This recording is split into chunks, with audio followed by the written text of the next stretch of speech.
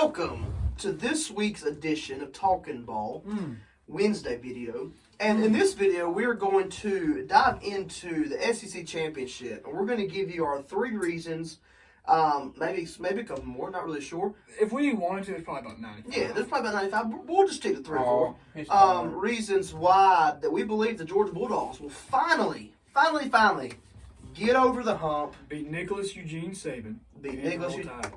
And win the SEC Championship and roll into the playoffs. But first, I'd like to thank Cam Smith with the Thank you, Cal. American Senior Benefits Insurance Company. Open enrollment is going on right now up until December the 7th, so make sure you give him a call. Up until December 7th, make sure you give him a call for your insurance needs. Also with the Just Jesus Radio Network, internet radio app for your gospel preaching, gospel singing. Our boy Dave is on there Saturday mornings at 8:30, so make sure you give him a listen to him preaching. Does a great job.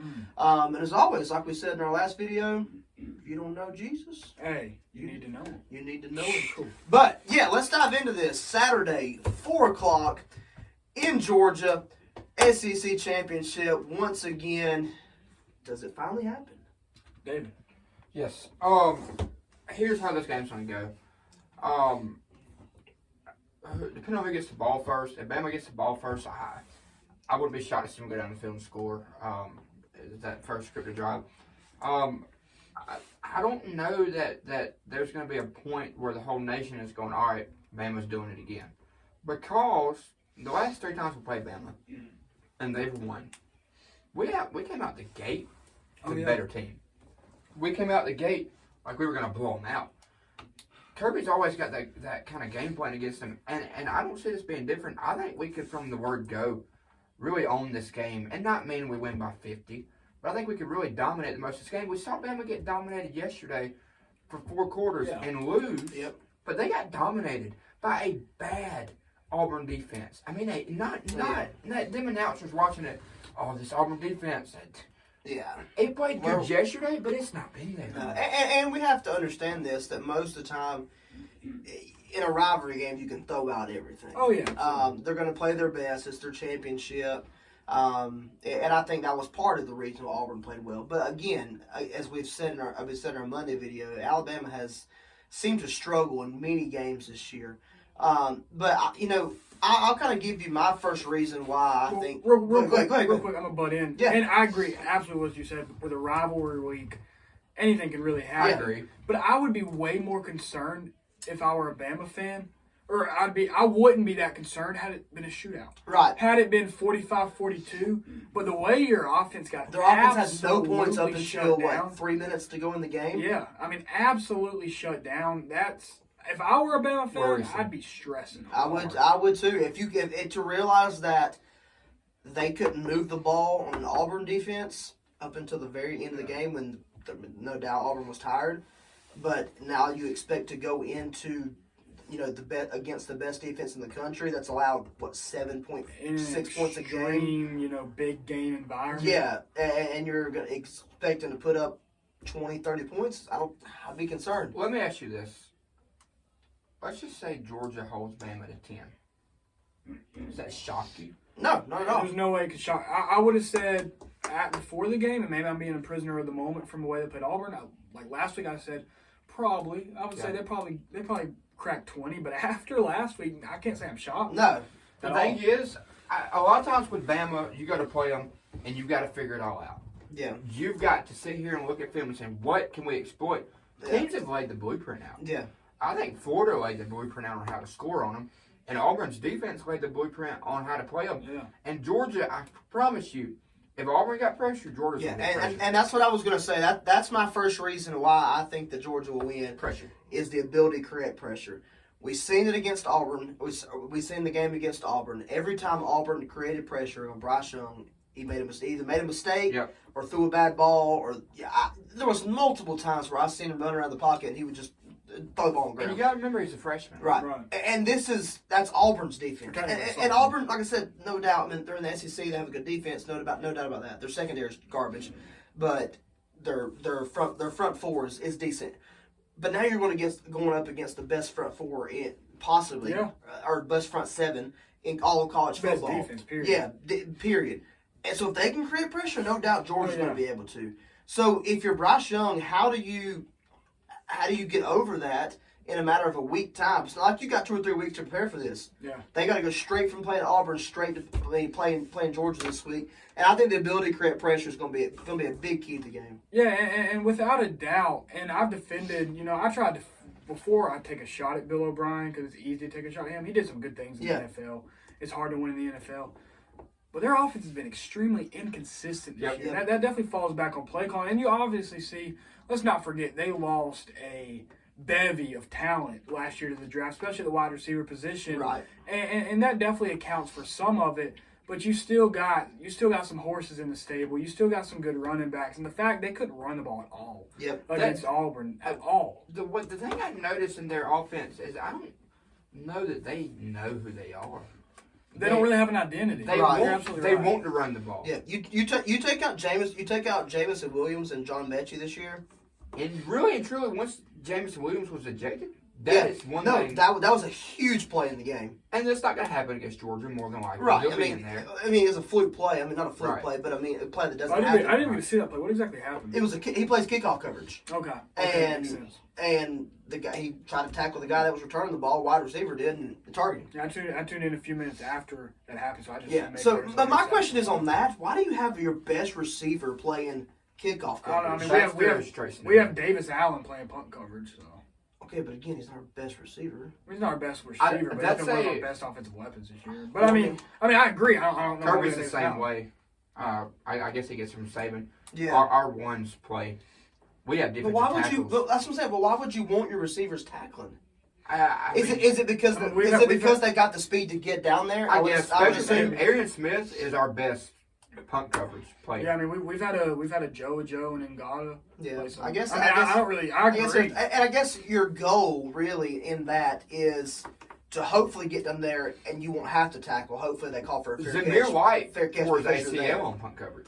Yeah. Kirby plays ones on special. It's something to look and into. That's the thing, and that's why when these teams play Georgia, they say, "Hey, well, Georgia's special teams is a lot better. That's got to play into it."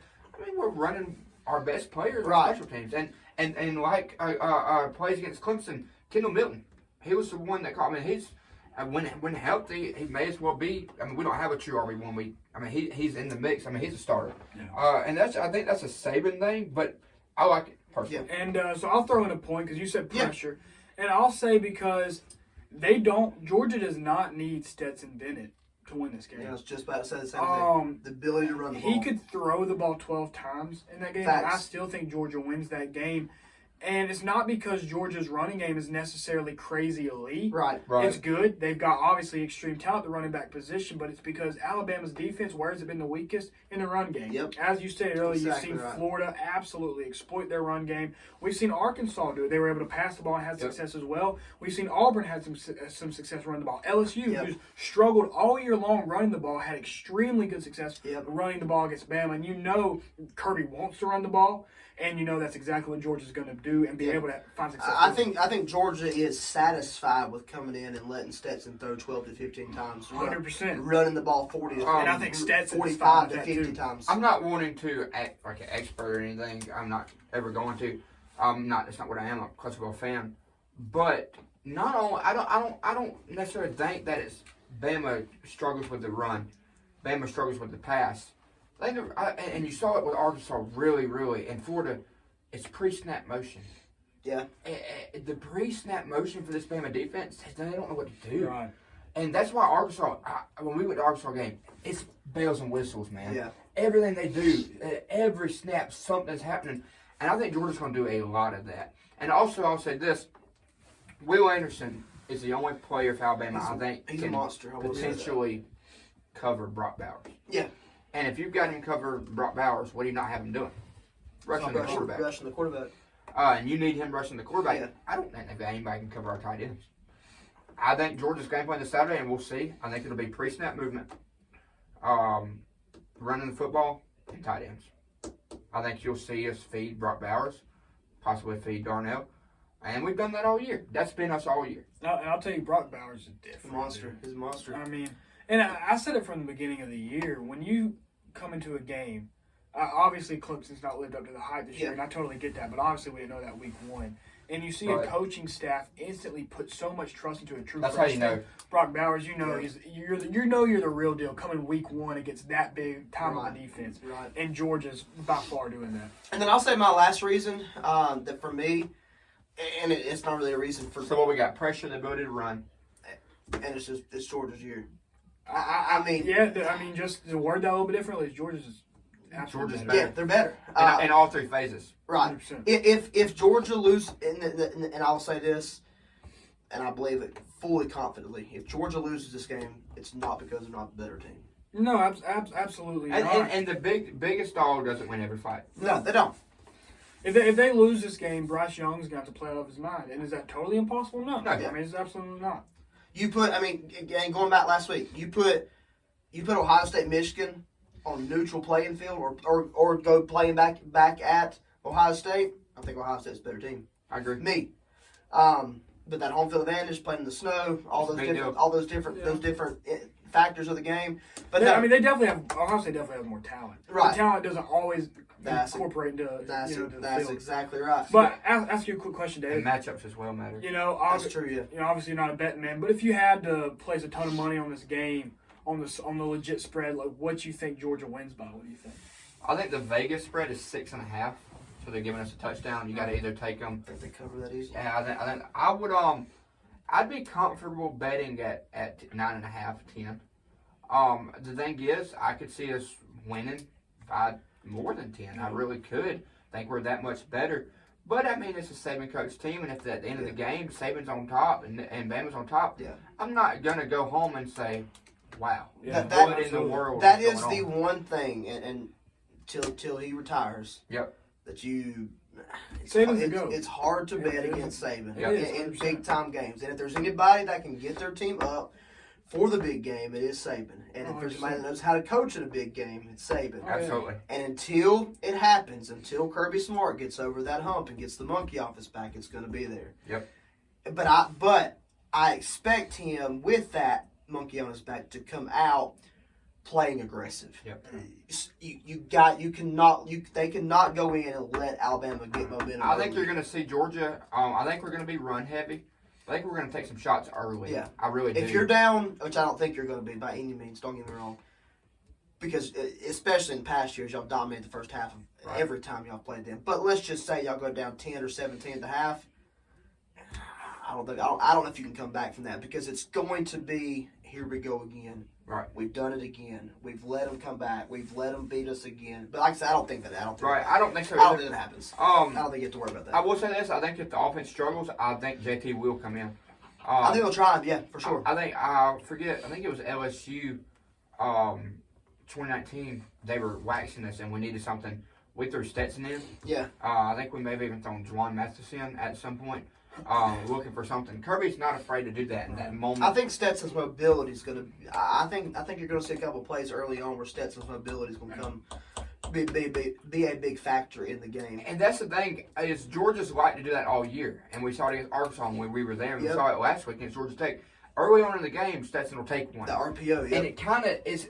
His goal isn't to run 10 times, right? But it's kind of just saying early on, I can. I can do this if you let me. You're going to have to put, if you don't put a QB spot, just enough to make it honest. I'll take my 8-10 yards every carry. Yeah. Exactly. And Stetson's not going to blow by you.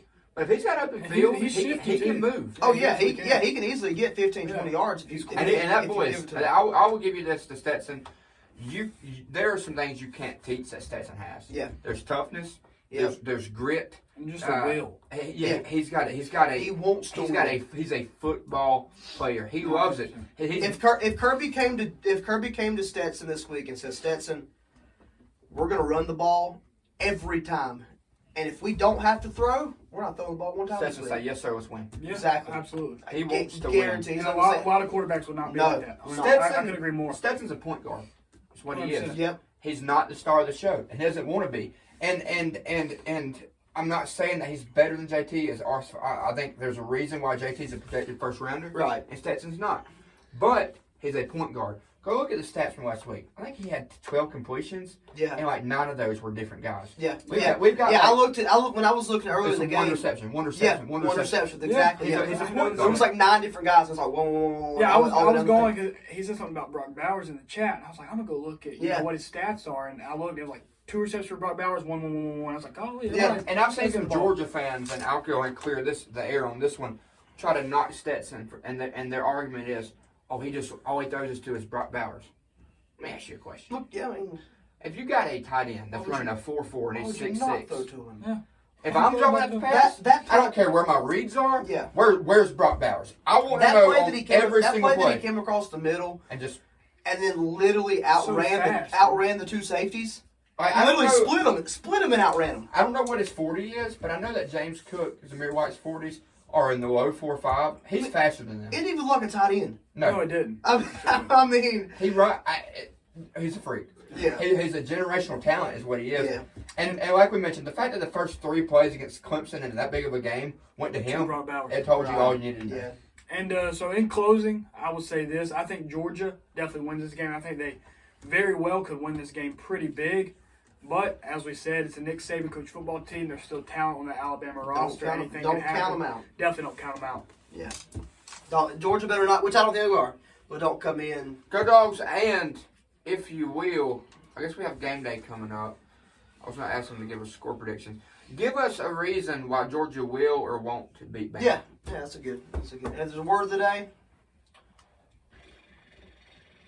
Eric. Eric. I like it. Eric. Call me Eric. Come in. Thanks for watching. We love you.